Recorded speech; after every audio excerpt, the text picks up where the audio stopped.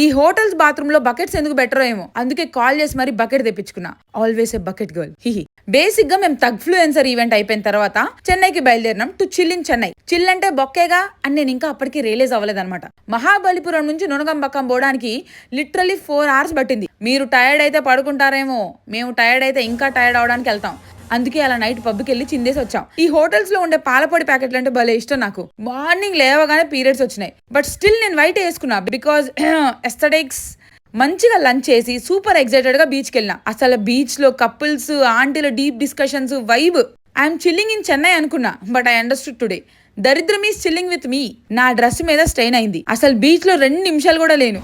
ఏడుపు ముఖంతో హోటల్కి వెళ్ళిపోయినా. This is why I carry 2 లారీల బట్టలు. 600 అయినా 100, 156 అయినా సరే బీచ్కి వెళ్ళాల్సిందే అని నెక్స్ట్ డే మార్నింగ్ 6కి లేసి చూస్తే it's raining guys. Back pain కంటే హార్ట్ పెయిన్ ఎక్కువ వస్తుంది నాకు. పీరియడ్స్ అండ్ వానా is the worst combination. But దాని తర్వాత ఏం జరిగిందో తెలుసుకోవాలంటే you have to wait for episode 4.